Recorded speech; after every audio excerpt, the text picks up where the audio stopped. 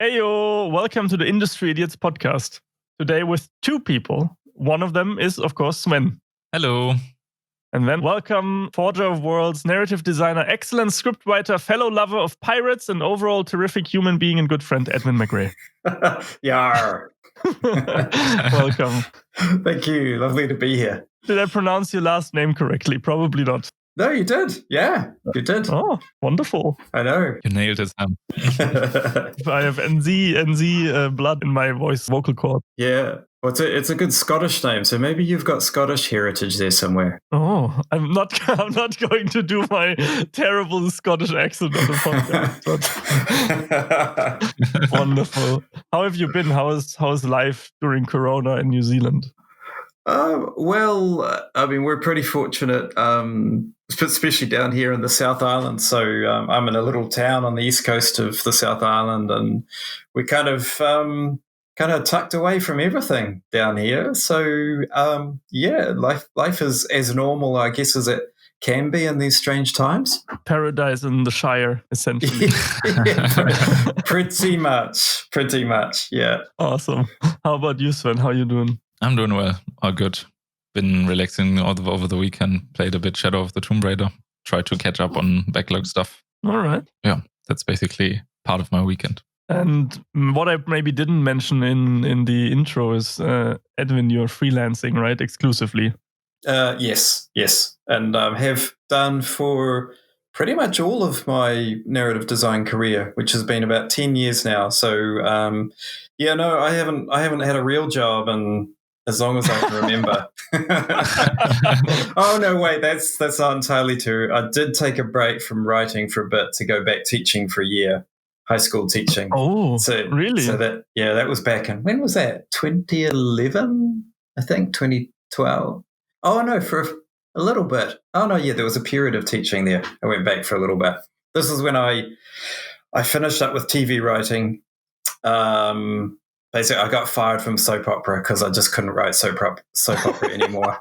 I just couldn't. I feel you. I just couldn't do it. So it was sort of, it was coming across in my scripts.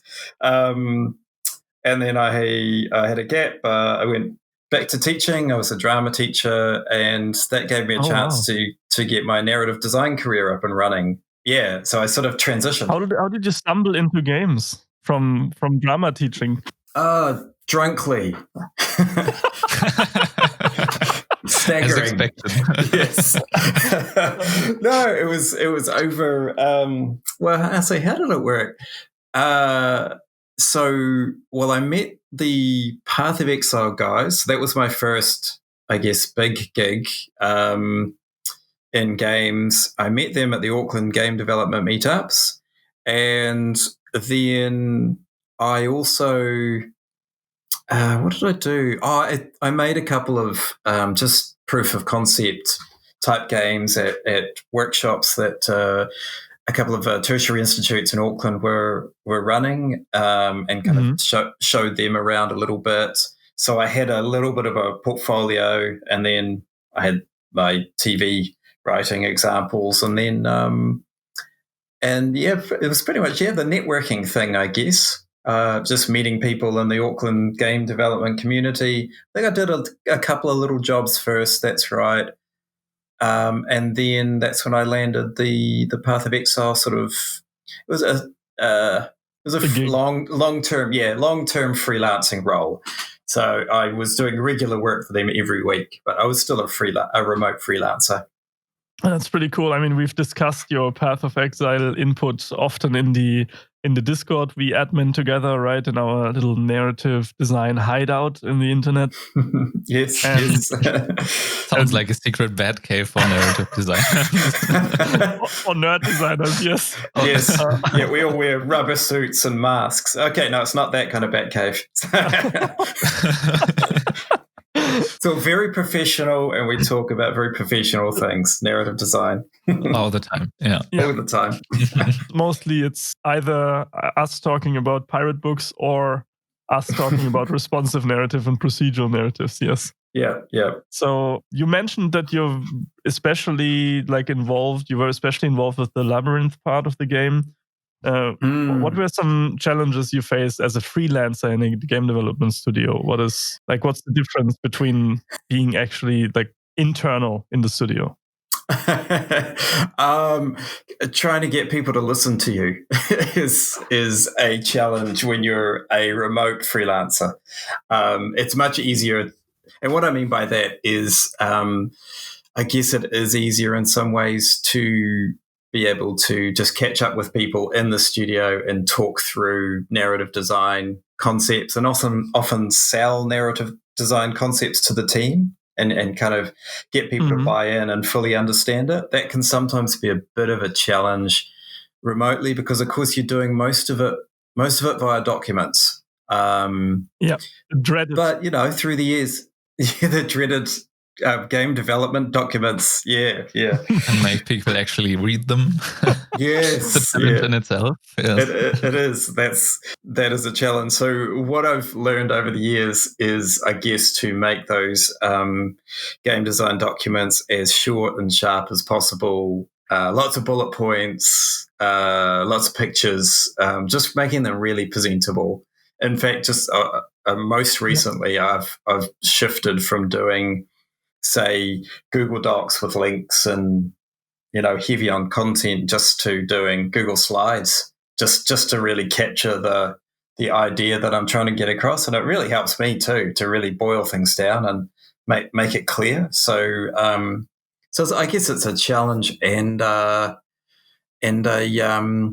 actually, well, kind of like anything in game development, the challenges often turn into real strengths and really great places where you can improve your craft. Oh, yeah. And having to minimalize things is one of the hardest things to do in most things in life, but it also forces you to understand your own design better if you're forced to reduce, right?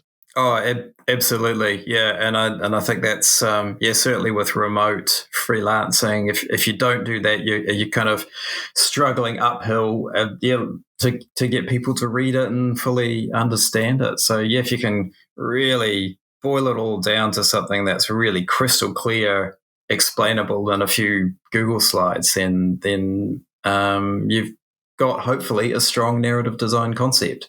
So when you're working actively as a freelancer and coming from like a TV background, where I imagine there were like multiple writers' rooms and the classic TV workflows of writing, are you more writing in independent fashion when you're freelancing, or are you still having this writer's room situation with other narrative designers of the same game, or how do you have to envision that?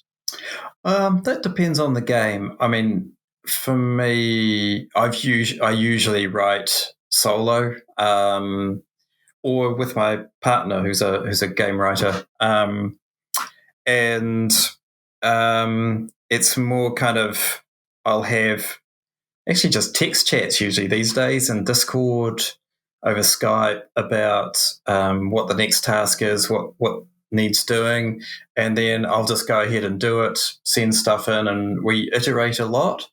So I guess rather than a lot of upfront talking, what happens is, I just produce something, a first draft, show it to the team, they give me feedback, and it's kind of heavy on iteration and light on talking. I have worked with, which I really like that. Whereas I have worked with other teams who are very talk heavy. I personally don't find it as constructive. I find it really tiring. I know there are, that's another way to do things. And if you're that kind of writer and narrative designer who finds it easier to talk through things and develop things verbally, great. But I'm not really one of them. Well, I am one of them. Sorry, Sam. No, I love my meetings. I'm aware that most people, they don't love meetings and they dread them and they always want them to be emails. But for me, it's the other way around. I can't have enough. Part of game development is mixing the right personalities together, right? So someone who's able to crunch out a lot of like just plain text and iterations is really important for any team.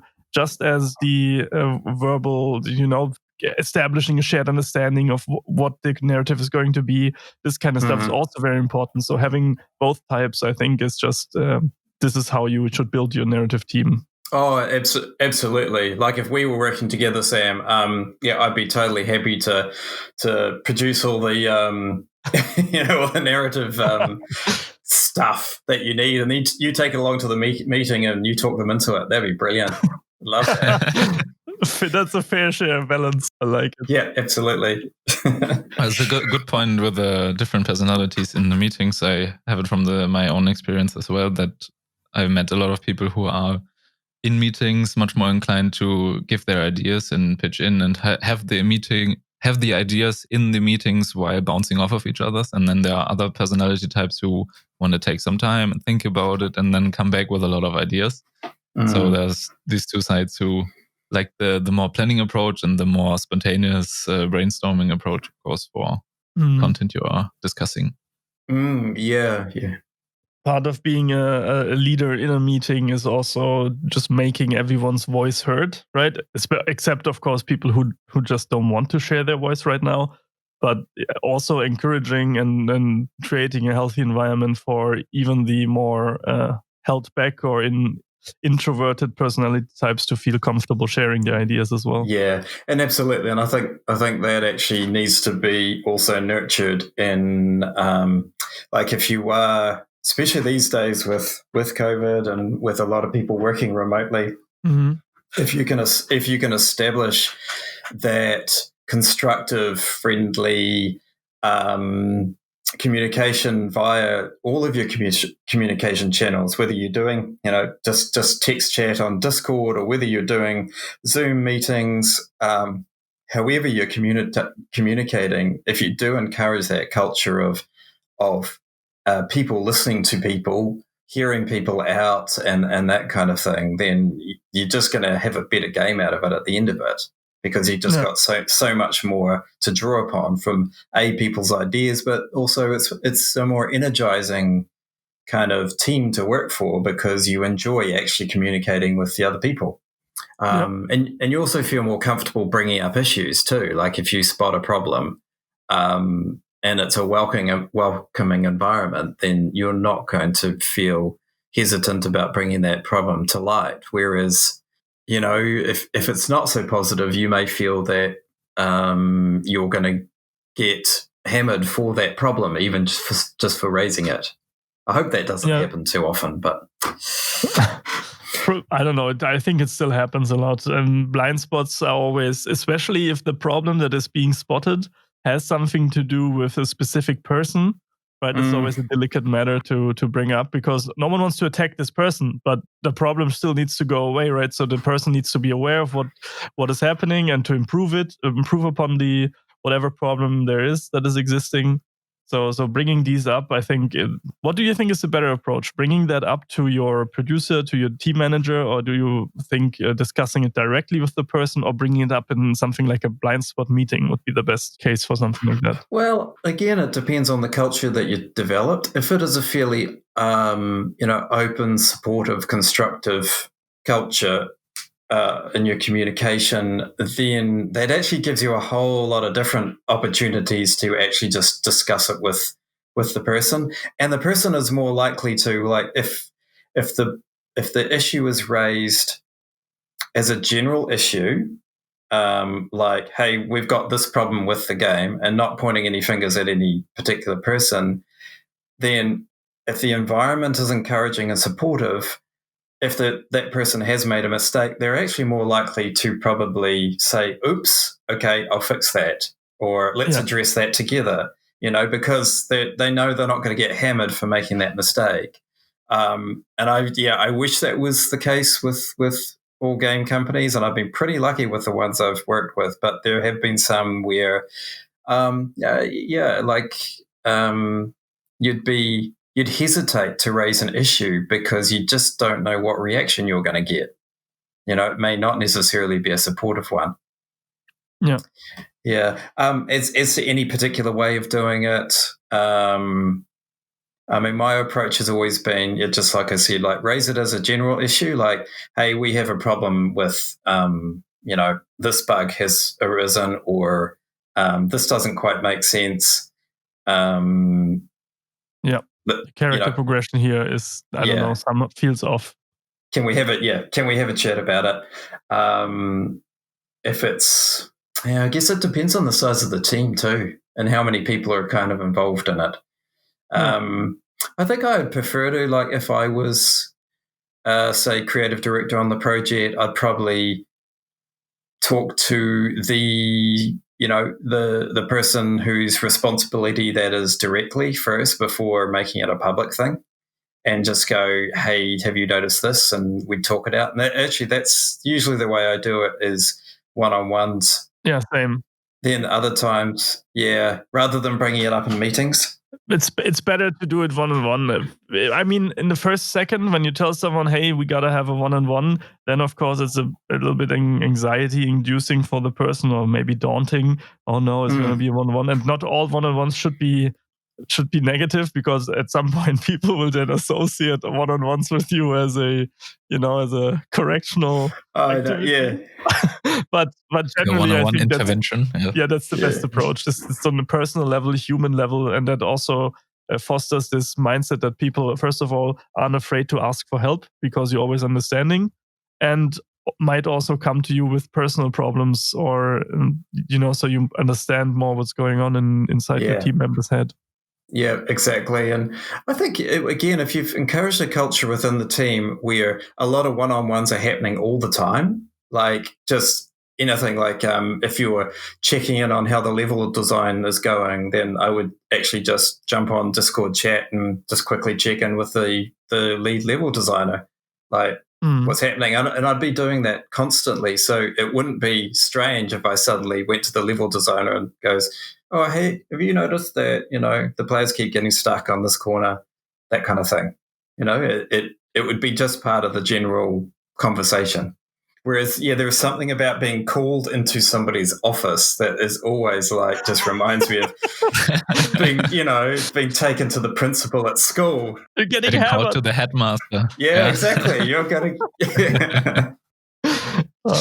Do you guys ever encounter like a problem at work where there was a problem with the game that was just because you were, for example, too far into production already, too far ahead, that the problem was too big to fix because it was such a structural, fundamental change that needed to be dealt with in the beginning? Oh, yeah. And then... Yeah. Yes. We've encountered plenty of those. Oh, yeah. It's almost the curse of certainly the curse of the game writer, to be brought in at the end and be then shown a bunch of something that has issues and being told, can you make sense of this? And it's like, oh, really? That happens quite a bit. It's like using broken brushes for painting when the painting is half done, I'd say. Yeah. It's always shitty to be brought on a board or on a ship that's already sinking, in a sense. And then you have to so save dark. it. Yeah. Yeah, unfortunately. I guess I'll pick on Path of Exile because they're just so big now. They won't care. Is that the immediately getting sued after the episode goes live? Yeah, immediately. No, it was just an early problem that I pointed out, and I've talked about this before on other things, and how I noticed that in the first act, out on the beach, there were these kind of scavenger bandit people, and then there were zombies. And they were literally like the mobs were pretty much standing within meters of each other. And however, when you pass through the area, they all attack you. Like the zombies don't ever think to actually just turn around and eat the easier prey, which is the scavengers standing right beside them. Oh. Mm-hmm. So, I mean, I brought that up. At that time, it was going to be quite hard to change. So I was already balanced from a gameplay perspective. Yeah, so I think my challenge was then to sort of work out, okay, why aren't the zombies eating the scavengers, and why are they just going for the player? And I think it's a long time ago. I came up with some rationalization, but I'm glad I brought it up because Path of Exile is such an iterative game, and because it's online, it's possible to constantly change stuff. it is something they addressed, and they ended up completely restructuring that whole area. Crazy. Yeah. So, but if sometimes you get presented with, say a game that's about to ship, or it's shipping in a month, and they need the narrative fixed up now, then there are things that won't make sense that you've got to just try and do workarounds for, and that's just the way it is. I mean, games are big, complicated things. Yeah, and retcon that things make sense again post-mortem. Yeah, post-mortem. Yeah, exactly. Maybe for the people out there, I'm gonna ask Sven first, because he's not he's not a full-time narrative designer, so he probably will miss a little bit with his answer, and then you can, Edwin, we can have you. Is this a test now? Oh, yes. It's a test. when we're already speaking about going to the principal's office. Yeah, Sam's just called us into his office. It's a 2-on-1. Yeah.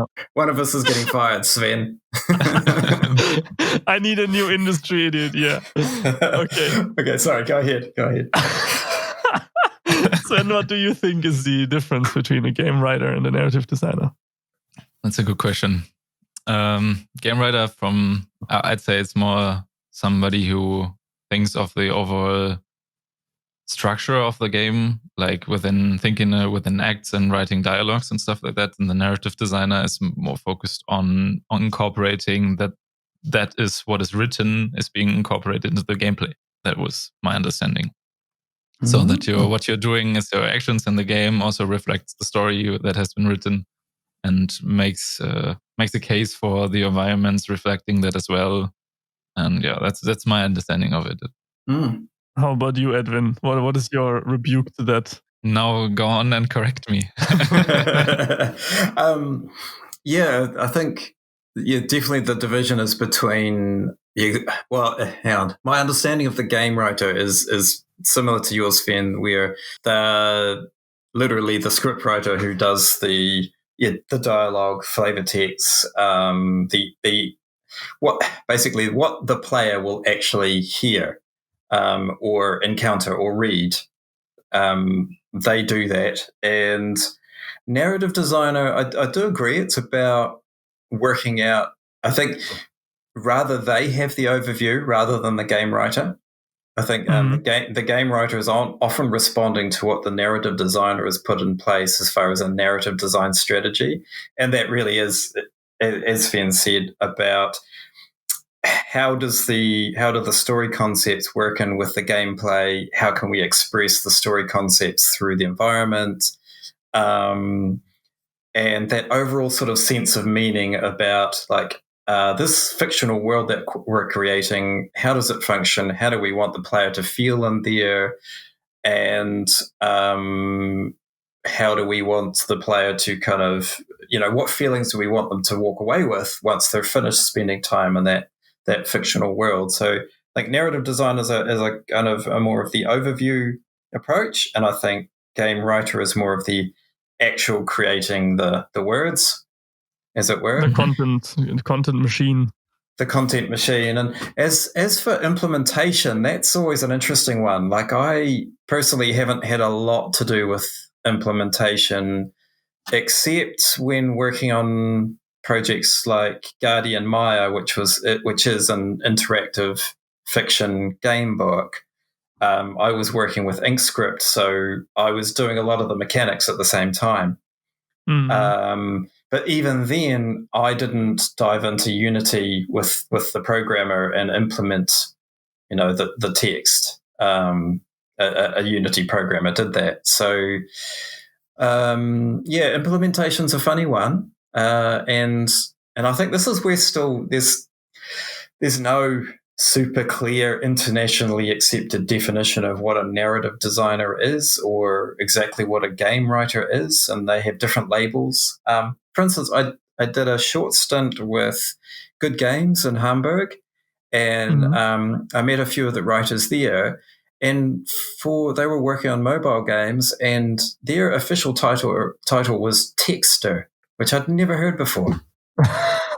Oh, I think that's Welcome to a German Germany. relic from TV and film in Germany. People who are like writing text for television and like for TV shows and stuff like that are called texters. So maybe they have incorporated that term into the games industry as well. So is it like texter is like script writer?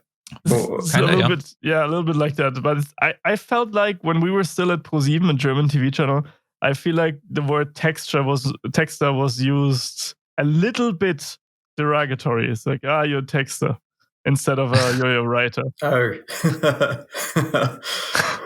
From the feeling here, it's like Barks, if you would only be writing Barks, this is how it feels to be called a texter. Oh, yeah. Yeah. Whereas I think like Barks is a good example is it'll be the narrative designer who kind of works out how Barks are going to work for the characters, and then it'll be the game writer's job to actually write the Barks.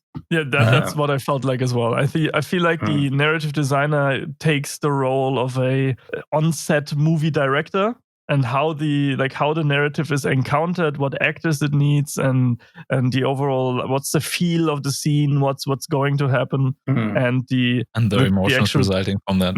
Yeah, and the actual game writer is the guy just writing down the iterations of different characters and texts and barks and everything. And of course, in many studios, the lines are blurred, right? Some studios, a game writer does both, narrative designer does both.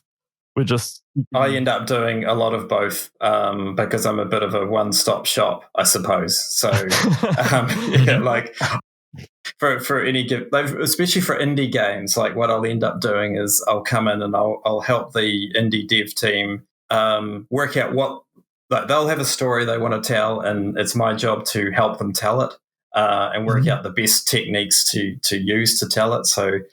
And help them flesh out their world and their characters and so on. And then what will often happen is I'll step back could be months of development time and while they're doing their thing, and then I would come back in at the end to then do the actual dialogue and the barks and all that stuff. And I enjoy it as a mix. Like I find the narrative design end can be really intensive, like really hard on the brain.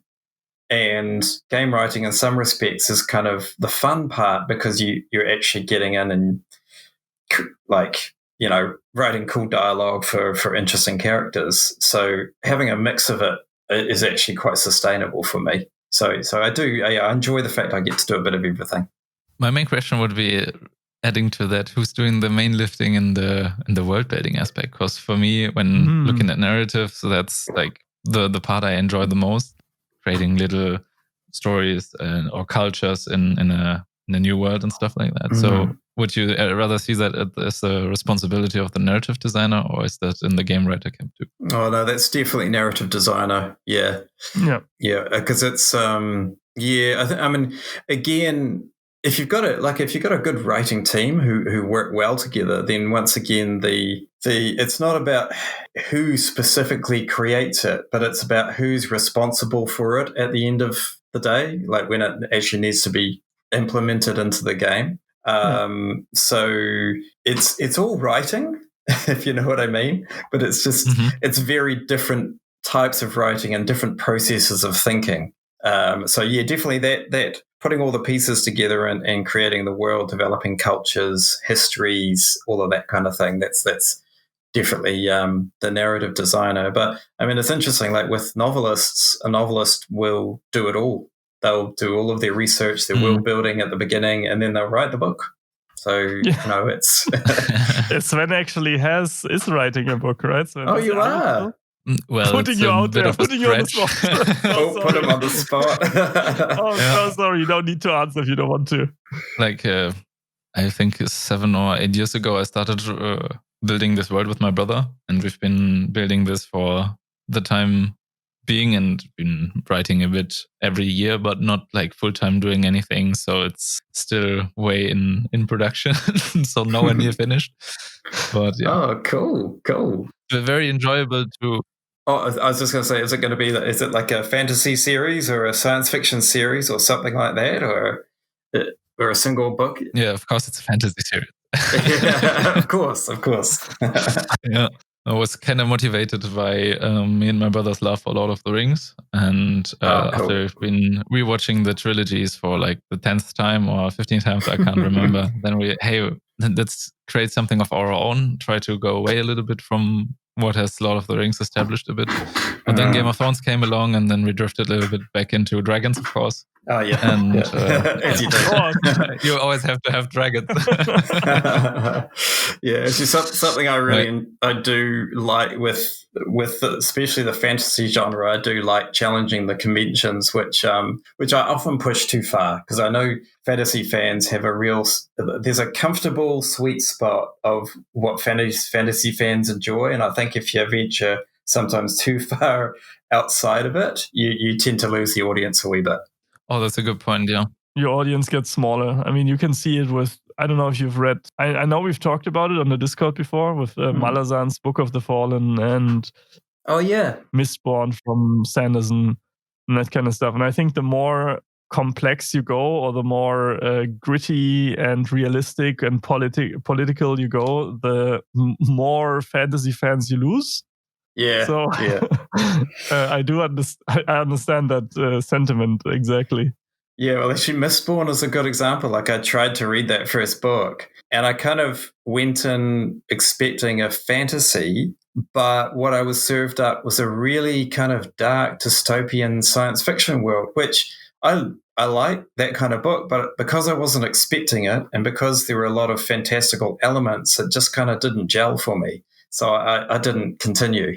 Yeah, he approaches his magic system scientifically as well, with all the metals and all that kind of stuff. Yeah. Which again, it didn't connect with me personally, but I know a lot of people loved that. So yeah. But yeah, Novelist is a great example for someone who is both a game writer in a sense and a narrative designer in one person. Yeah, absolutely. And actually, something I think it's a challenge for writers coming into narrative design from other fields, because I think certain disciplines or certain ways of being trained in writing are easier to cross over to either narrative designer or game writer. And I think a novelist inherently has practiced the skills of both. Mm-hmm. I would go as far as to say I think novelists actually adapt to game writing and narrative design far more easily. This is just what I've seen through my experience than, say, film writers do, than script writers, because I think film is actually further away from games than novels are, as far as how stories are actually told, and then television is kind of sits somewhere in between. What was really helpful for me was, writing soap opera trained me in a bunch of skills. like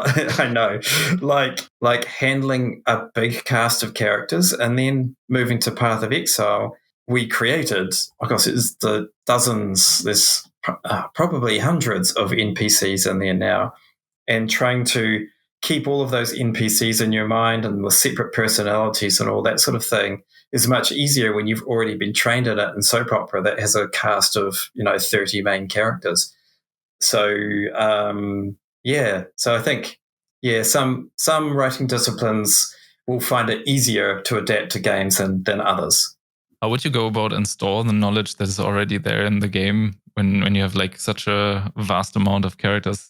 Is there like a designated lore master for Path of Exile, for example? Because there's this thing in the Star Wars canon, for example. There's this one guy who's maintaining the so-called holocron thing, and that's like keeping track of all the stuff that is happening everywhere, all the books, all the movies, oh wow, films as well. So I imagine, because Path of Exile got so big already, that you must have like a central point where you're gathering all the stuff.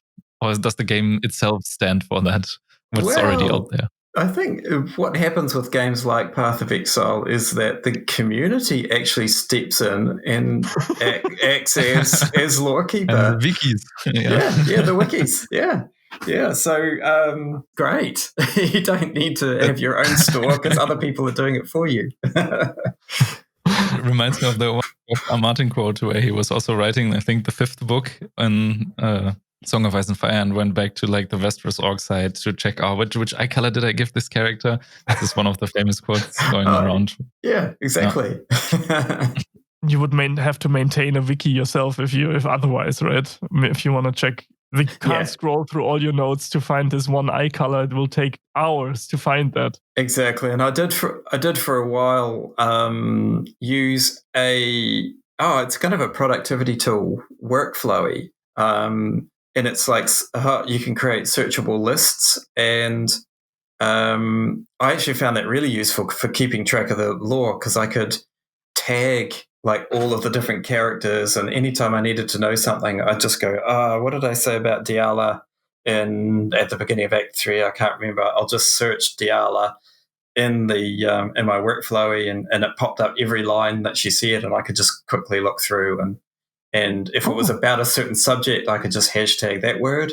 So it was useful. I haven't used it for a while because I haven't worked on a game as big and complex as Path of Exile since, but were I to, I'd definitely use Workflowy for that because it's just so searchable, better than nothing else I've found. But there are probably other tools out there, like I know, things like I'm sure Scrivener and is it Artisy? I'm sure they have functionality. Artisy Draft, yeah, I'm sure they have functionality like that. I just haven't tried them out yet. Or if you use your own wiki tools like Notion, they can do that too. But the Workflowy sounds great. I'm going to check it out after the podcast. See what it does. Yeah. Putting tags everywhere, though, feels like a lot of work to maintain it and keep it on the level that everything is still searchable. Yeah, I think it takes a few sort of techniques in and of itself to actually get that working. And unfortunately, Workflowy doesn't do imagery, so you can't add character art and things like that. Oh, damn. Yeah, which is a shame. But it's still a useful tool for a text-based. If your lore is essentially text-based, then it works well for that.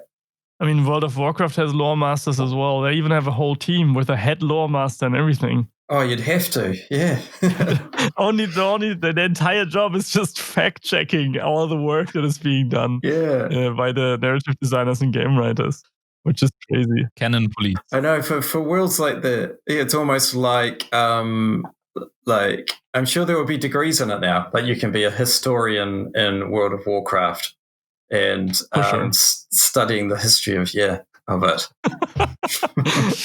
Professor in World of Warcraft. Sounds actually pretty awesome. Not gonna lie, to have that kind of authority over this world that was built over how long? 15 years, 13 years. 16, and I even think. Before that, with 16 already. RTS games. That was like in previously existing lore too. So in the mid 90s, I guess, with Warcraft 1 and the other games. Oh yeah, I played so much StarCraft when I was meant to be studying at university. It was just ridiculous. Well, thankfully, our studying is also playing games, so we're good. Well, that's very true. It is. I warn any aspiring narrative designers out there that once you've been working in it a while, you will never look at games again. So I'll never look at games the same again. Sorry. Yeah, it's like when you learn, when you're movie inclined and you learn how to do cinematography or set up a scene or composition. And then the better you get at that, the less you can just enjoy films. And you're the only thing and that you're you less stare surprised, at. Yeah, as a narrative designer or writer, you just listen to the dialogue closely, and every time something is off and you don't, or it's cheesy or bad, you're like, okay, I can't watch this. I can't stand this dialogue. Yeah, I'm almost like I've developed an allergy to ludo-narrative dissonance. Like if there's something happening in the story that doesn't match the gameplay, it just about brings me out in a rash. So I feel you 100%. If you Google my name, if you Google Sam Lookhart in Google, the second keyword that comes up is ludo-narrative dissonance. Oh, right. Because of my Gamma Sutra article. Oh, cool. Sven found it the other day and was sending a screenshot of it to me. So. Oh, cool. I know it's a big word that people like to throw around because it also sounds smart, right? If you say ludonarrative dissonance, it's like an easy word to use to show that you have some narrative design knowledge. And I think that's the criticism that I often see on sites like Twitter. But yeah. I think that's just somehow like devaluing the criticism that is in ludonarrative dissonance. That often games are too lazy to fix that, right? If you play something like Uncharted or Tomb Raider, where the narrative of this character who's inherently good and wants to do good things and can't even hurt a deer in the example of Tomb Raider, but then goes ahead and slaughters hundreds of henchmen who are just doing their jobs security wise.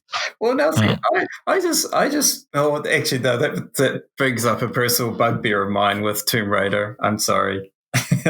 But like they still haven't fixed it in the latest one. Been just playing it recently, and it still feels like the same. Yeah, like that you are trying to save the world, but you're murdering hundreds. Yeah, it's funny that one though. Like it depends how you read it. Like I kind of understand, like personally, like the resistance to killing a deer because I'm a non-meat eating animal lover. That makes sense. And then gunning down these psychopathic henchmen also made sense. So it's like separate. For you, it's just another Tuesday. Yeah, just another Tuesday. But it's like separate empathy for animals and separate empathy for human beings kind of situation. I'm still kind of working out what's going on there. So this is very raw thinking at the moment. But it felt like it worked though for me in Tomb Raider 2013 because you could still make those choices. I mean, you couldn't complete the game without gunning down a whole lot of henchmen, but you could complete the game without killing a deer. Or I think, do you have to right at the beginning? Does it make you? I think there's a prompt. It's been too long. I don't remember. It's been too long. I think for teaching you the gist of the crafting system and looting like stuff from the animal and then using that for the crafting is part of, and the whole survival arc at the beginning that she's stranded on the island and needs food to survive, and then that forces her to kill that animal. I think that's the setup. At least that's how I remember it. Yeah, it's too long ago, but I picked up the next one, Tomb Raider Rises, and that one really overtly, the crafting system forced me to harvest animals and kill a bear and things like that, and that unfortunately for me just put me off the game. I couldn't keep playing. So because then it felt like, well, hang on, what's changed? Like Lara's character, she had qualms about killing animals in the first one, but now she has to progress in the game. What's going on there? Make her gear the best, yeah. Yeah. Without showing the way towards that change of mindset, right? If there's believable character development, then yes, I can live with changes like this, but not out of the blue. No, it really felt like there'd been a decision at the game design level where it was like, we need to double down on crafting in Tomb Raider Rises. And then therefore, and that overpowered the character. So the character just had to then become a animal killing machine, yes, as well as a human killing machine. So probably the game designers introduce some mechanic and game and progression loops, and then the character just development team was overshadowed. Is that what you're speculating? I think so. Yeah, I think so. That was a case where just narrative had to adapt the best it could to a major game design change. And look, that's the game dev business. You have to do that. You have to expect that. But it is frustrating when the effort isn't put into actually turning that ludonarrative dissonance into ludonarrative harmony somehow. Like there's almost always a way to rationalize your way through it and make the story make sense. Yeah, of course, all disciplines think like we do about narrative design, right? We narrative designers, of course, think that this narrative design problem is the most important. But then on the other hand, we have the game designers who say that no, the gameplay loop has to be fun. All the narrative is secondary. It doesn't matter as long as it's fun, right? And so every discipline thinks that of their particular, and through collaboration and making compromises, I think that's how how games are made. That's how we find our way through. Yeah. Although actually I do, when it comes to games, I do fundamentally believe that gameplay does have to come first. Like if something has to give, I do think its narrative has to give and adapt. And again, I played Tomb Raider actually not for the story. The story's fine. It's it's an Indiana Jones type story, and I liked Indiana Jones movies. It's fine. Yeah. Coupled with the gameplay and all of that, just that, those intense scenes where you're running and leaping and just there's chaos around you. That's for me why I played Tomb Raider. And that's gameplay. Yeah, and also games aren't movies, right? Games aren't movies, games aren't TV shows. They're not supposed to only tell a story. They are supposed to be playful, but also interact with you and on an emotional level. So they need to do both, but first and foremost, they need to be fun. Yeah, absolutely. Yeah. Even the most story-driven game, I think, still has to have that fun element. Otherwise, you've got to ask yourself, would this have actually been better as a book or a movie or a TV series? If you find yourself questioning whether the gameplay is even necessary, then perhaps it's not. Oh, do you have an example game of where you felt that? Yeah. Oh gosh. Maybe Sven as well. If either of you can think of a game like that. I do struggle a bit with games like, is it Gone Home or this kind of walking simulator exploration games? Unpopular opinion, Firewatch. Firewatch could have been a great book. Oh yes, yeah. and Soma is another one where like people have raved to me about Soma, and I keep trying to play it, and I keep going, I'd rather just watch a horror film, So yeah, I think that genre is tricky, very tricky. To get that gameplay, that really fun gameplay loop right. But yeah, although actually one that did it spectacularly, and I still think is the best story-driven exploration game ever, is the Stanley Parable. Oh my! I wanted to guess it's probably Stanley Parable. Yeah. I wanted to say Stanley Parable. It's also my favorite. Oh, amazing game. God, I love it. It's just no one expected it to be that game that it is, right?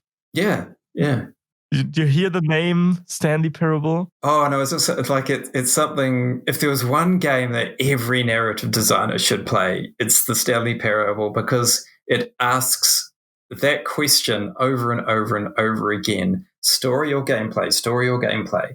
And it questions player agency versus the fictional world, and there's just so many wonderful and deep questions about what games are in that one game. It's astounding. Yeah, with and philosophical questions as well. Like you're just asking, why am I even playing games?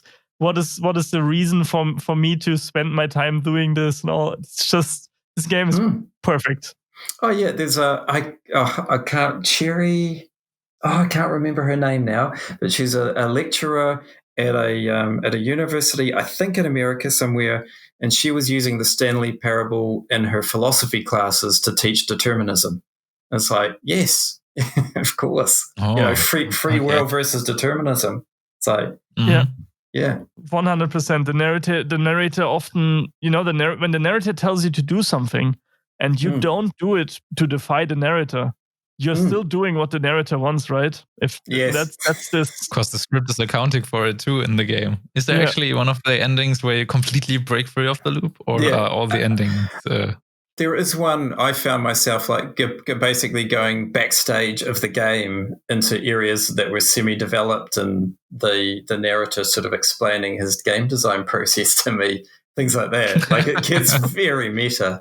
Are you speaking of this museum scene, or which one? No, not the museum scene. There's this random one where if you jump off a platform at a supposedly random point and then head down this pathway, you end up in the bowels of the game, and it's hard. It's very hard to describe. There is one ending, or maybe multiple, where you break free of the loop where you break free, like you leave the facility, and then the narrator says Stanley goes on to live with free will and happy end in the good life or whatever.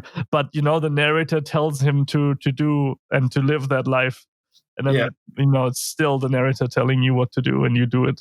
Yeah, and at the end of the day, it's that's an interesting thing too about game. It's gameplay and narrative is that player agency, and always the big question of just how much freedom are we going to give the player? Because in some ways, certainly from a storytelling point of view, the more freedom a player has, the harder it is to tell them a story. And so you've got to think in terms of creating rather a story experience, and it becomes much more about environmental design, about leaving little pieces of story all over the place for the player to engage with if they want to. But it's a very different idea to say it's got nothing to do with plot anymore. It's got nothing to do with a linear this happens, this happens, this happens, and much more about the metaphor I always use, the easiest one is it's like going on a haunted house. It's going into a haunted house ride in a sideshow or an amusement park where there's no story as such, but everything is themed around a certain way to give you a certain experience. So it's where you almost become a theme park designer rather than a storyteller. Yeah, that makes sense. Theme park, I heard that comparison often with this theme park design. And in the book, A Theory of Adaptation by Linda Hutcheon, I'm gonna quote a little sentence out of that book. She says that in transmedia storytelling, that fictional world is the core, but it becomes the site of multiple storylines. So for her, game worlds are like this. The world itself is just the home for many different storylines instead of the game or the interactive medium being like an entire story in itself. Exactly, and it becomes more like the narrative designer's job is almost like designing the Lego pieces for a set that then the player can assemble in any way they like. So, but the player can't. They still need those pieces to actually make their own story, their own experience, and those pieces still have to have meaning. They still have to, all work together in a fictional world that makes sense, and that still needs narrative design. It's just a very different way to approach even the very idea of storytelling. Yeah, you go from a more linear approach to the emergent storytelling approach, and you just provide systems. And the more systems you provide, the more your game becomes like a sandbox. Yeah, exactly. It sort of goes through. It sort of goes from linear through procedural narrative, which is kind of this messy area in between, to emergent narrative, which I always take as being what the player comes out with at the other end. When going off script, I guess. Yeah. So you can design for emergent narrative, that's how do you design the pieces so that you expect the players will likely have this emergent narrative experience or something like it. So it's not completely random. It's still you're offering, I guess, an array of choices, and then the players can put those together and then come out the other side with a story that sounds completely unique and is unique because only they've put that combination of pieces together. Does that make sense? Yeah, it does. It's very comparable. Like if we go away from games like Minecraft, who are complete sandboxes, and we look at games like PUBG or Sea of Thieves, where people don't have to, especially Sea of Thieves, there's these huge storylines that you can go through, and they're called these, I don't know how they're called in English. You can pick up these campaigns, are they? So something like that. You can tall tales. They're like pirate tall tales.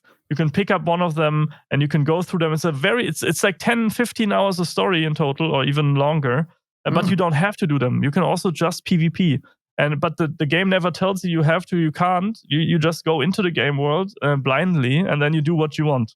Right? So the pieces are there. You can interact with the story if you want to, but you can also forge your own stories if you're fighting, and then there's a kraken coming up while you're fighting, and then you have this epic moment that you can always talk about with your friends that you had. So both is possible. I have the feeling that most emergent storytelling moments rarely involve any type of interaction in the sense of you're having dialogue with other NPCs, because that's so systemic. And I would love to see a game that is tackling that like even conversations you have can come up just because you're interacting in a specific way with the gameplay system. Well, I guess now that's where technology like AI Dungeon is getting really interesting, because you are basically feeding the machine, and the machine is reflecting back narrative to you based on what your inputs are. It's a highly responsive system, and my experience with it at this stage, especially in the fantasy genre section, which has had the most interaction, so that it has therefore had the most machine learning. The stuff it's coming back with is kind of eerily interesting and feels like proper story. So I think as that technology develops, you can then have procedural NPCs who you can go and talk to and converse with, and they'll talk within a limit of understanding. Like they'll have certain topics that they can go to and others they just can't. But even within that, that's so like you're just adding more variables, and with more variables, you get more chance of different recipes the player is going to walk away with as far as different bits of the story, bits of the gameplay, and that they've experienced, and then being able to put together to create a really individual game experience, for that particular run through. So it's developing all the time, and I think AI Dungeon is both fascinating and deeply terrifying in that regard. Terrifying, true. I see the future of narrative design, or like procedurality in narrative design. I never see it as a replacement. I always see it as a tool to help you, right? I think a narrative designer or game writer neither should have to write barks. Writing 1,000 barks where it's just about you like walking into a character and the character tells you, fuck off, mate. Kinda, no one has to write this. You can just generate this. Or if you go to a blacksmith and you just say hello, he responding with, I don't know, the forge is hot today or whatever. These are all things that can be generated from theme or word clusters, right? Well, now I would argue that if that's the case, then what's the point of even having it? Like when I'm walking around, say, the world of Witcher 3, I find all of the random things the peasants, sorry. All those peasants, they just won't shut up. The people, sorry. All those random things the people they say, I just find it really annoying because they're just repeating, and I just know that some poor narrative designer or game writer rather, has had to write all of those barks. Whereas the interesting stuff, myself and the Project Haven team, which is just a little two-person team in Portugal, creating this cyberpunk squad tactics game. And what was really cool is Joanna on that team said to me that she wanted to have barks that were responsive, so that like the mercs that you use in your squads, they all have relationships, and their barks will change depending on who's on the team, what's happening. It's contextual. So there's no bark that every bark reveals something about the character of that merc. So if they are saying something like, "Yeah, you're too close to my gun, fuck off," that tells you they've got a special relationship with that gun. They sleep with it at night. And then that makes sense with their character and why they're like that, and and all of that kind of thing. So so I'd say if the writing could be replaced at this stage by an AI, you've got to have a really close look at what the purpose of that writing was in the first place. Yeah, that's a good point. But I'm just my thoughts behind this was taking a load of you have a limited amount of time, you have a limited amount of people, and I think narrative wise or game writing wise, your time as a narrative designer is more valuable in other parts of the game than writing 1,000 barks, so people don't have to hear an arrow to the knee 1,000 times. That's a Skyrim joke, isn't it? Yeah, that's an old school Skyrim joke for sure. Oh damn! Well, we already passed the 1 hour mark. Actually, the time flew by. Oh wow! Edwin, if you have anything that you want to promote or pitch or get people's attention, please go ahead freely. Feel welcome to share.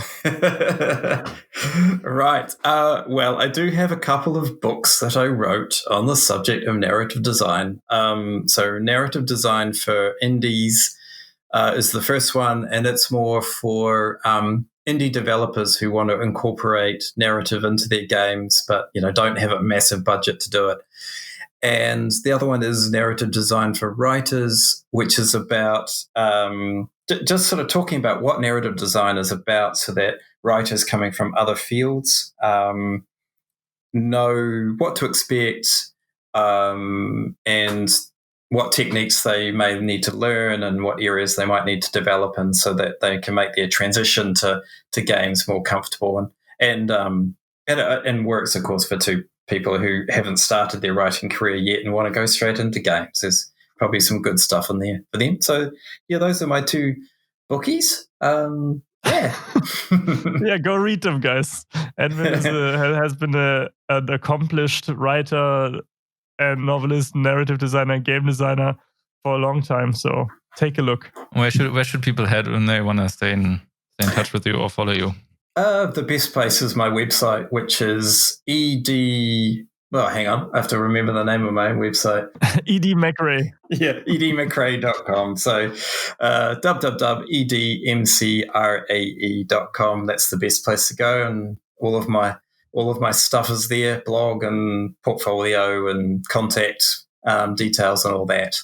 Wonderful. Then before Sven pushes our socials, I just want to say, Edwin, thanks for being here. Finally, we could hang out together. It's been a couple months since we wanted to do this, and it was an absolute pleasure every second of the way. Yeah, I've really enjoyed it too, guys. Thank you, Sam and Sven, and I hope the listeners have enjoyed it. We will hear. Sure. All right, to close it off, you can follow us at Idiots Industry on Twitter or at Industry Idiots on Instagram, or just click in your favorite podcast app on the episode, and then you'll find all the links as well to Edwin's page, probably too. We just put them in there so you can open up the episode description and click on all the links to stay in touch with us. With us and Edwin. That's it. Thank you for listening. I included Edwin in this. And as always, bye. Bye.